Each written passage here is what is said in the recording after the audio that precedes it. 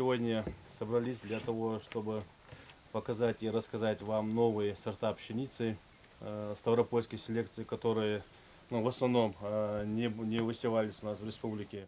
Популяризировать семеноводство, адаптированные к неблагоприятным почвенно-климатическим условиям региона. Семинар-совещание прямо на демонстрационном участке, чтобы не просто рассказать, но и показать опытные сорта пшеницы. Такой вот нестандартный подход у регионального Россельхозцентра.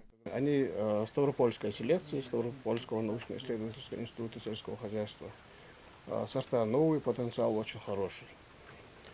И они сравниваются с вариантом контроль, краснодарский сорт, классика.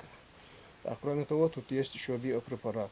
Для местных аграриев этот семинар как возможность обменяться опытом и приглядеться к новым сортам. Дауд Вайделов до сих пор закупал семена пшеницы из соседних регионов, но надеется, что благодаря этому эксперименту этого делать больше не придется.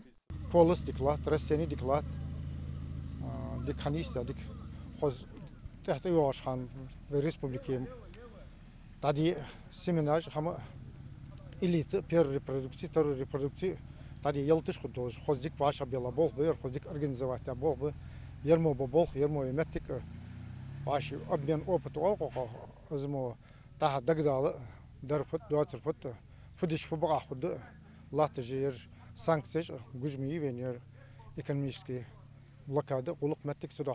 Княгиня Ольга, статус Олимп, стать и березит. На опытном участке вырастили порядка 6 сортов мягкой озимой пшеницы. Устойчивость к полиганию и осыпанию, морозы и засухоустойчивость, ну и, конечно, урожайность. Сотрудники учреждения периодически проверяли состояние посевов. По словам агрономов, схожесть семян составляет более 98%.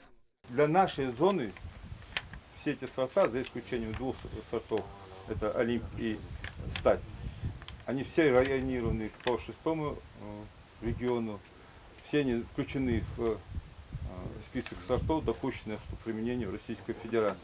Многие сорта устойчивы к ряду заболеваний, такие как мучнистая рыса и твердая головня.